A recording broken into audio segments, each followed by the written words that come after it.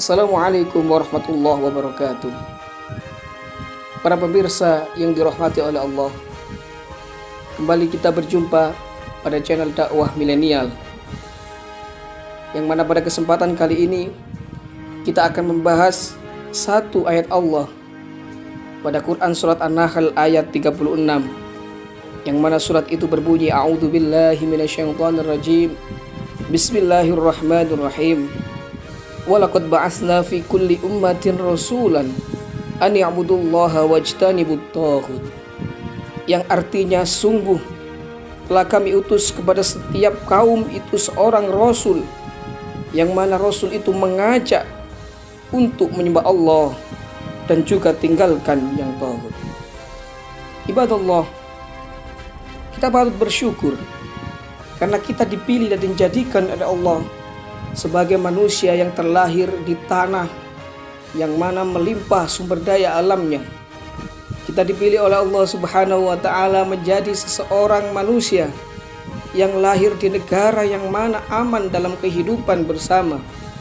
Kita dipilih oleh Allah menjadi orang yang dilahirkan di negara yang mana negara itu bisa berdampingan hidup antara agama yang satu dengan yang lainnya. Maka ma'asyiral muslimin, yang seperti itu tentunya harus tetap kita jaga. Lantas, apakah esensi pada ayat yang telah kami bacakan? Di dalam tafsir Ibnu Katsir, beliau mengatakan bahwasanya ada kata taghut yang mana berasal dari bahasa tagha, yang artinya melampaui batas. Bahwasanya para pemirsa yang dirahmati oleh Allah, seorang rasul itu selain beliau itu diutus untuk mengajarkan apa itu agama yang dibawa oleh Allah, lantas seorang rasul itu juga diutus untuk memperbaiki akhlak, untuk memerdekakan kaum-kaumnya dari kebiasaan buruk, yang mana kebiasaan buruk itu telah melampaui batas. Seperti yang kita tahu pada kisah Nabiullah Ibrahim alaihissalam, sebagai nabi yang diutus di antara kaum yang saat itu memang dalam kesesatan yang amat besar. Mereka menuhankan berhala-berhalanya, bahkan dalam beberapa riwayat dikatakan bahwasanya keluarga daripada Nabi Ibrahim itu juga merupakan sang pembuat patung. Tidak hanya berhenti sampai di situ, ma'asyiral muslimin. Bahkan Nabi Ibrahim juga tinggal atau hidup pada zaman seorang pemimpin yang zalim yang bernama Raja Namrud. Maka bisa kita lihat kisah Nabi Ibrahim ini.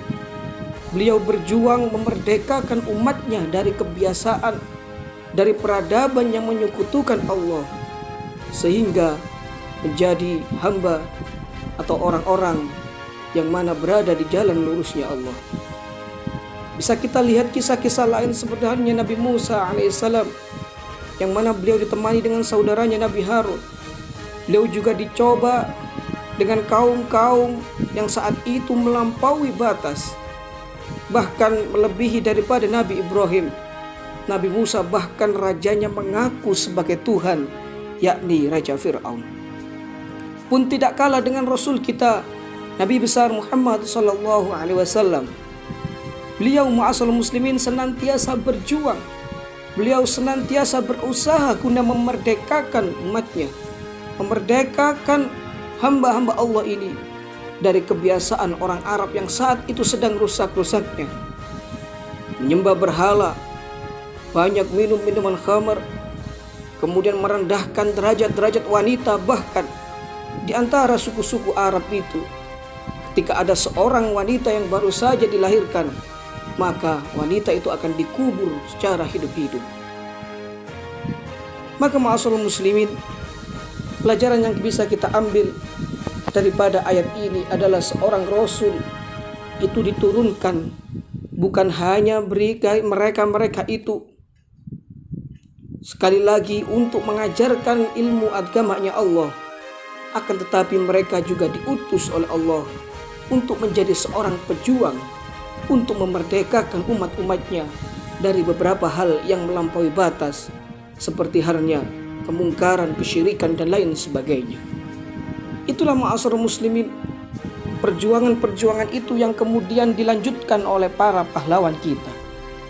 Indonesia ini, tanah kita, negara Indonesia ini dicuci dengan cucuran keringat dan juga tetesan darah para ulama, para kiai dan juga para santri-santrinya, dan tentu senantiasa berdoa dan juga berjuang dengan sekeras mungkin agar kita ini mendapatkan sebuah kemerdekaan yang mana para ulama kita pada zaman dahulu juga yang merupakan sebagai pahlawan sekaligus selalu memikirkan nasib bangsa ke depannya. Bagaimana jika negara ini tidak merdeka, maka negara ini tidak bisa dijadikan untuk tempat beribadah secara aman. Seperti halnya kita bisa lihat contoh pada negara-negara yang berada di Timur Tengah, yang mana negara penuh dengan konflik. Mereka beribadah saja terganggu dengan suara bom, dengan suara tembakan di mana-mana karena perang saudara atau perang ideologi dan lain sebagainya. Maka dari itu para pemirsa yang budiman, para pemirsa yang dirahmati oleh Allah Subhanahu wa taala, marilah kita rawat dan kita jaga apa yang telah ditinggalkan oleh para pejuang, para kiai dan para guru-guru kita.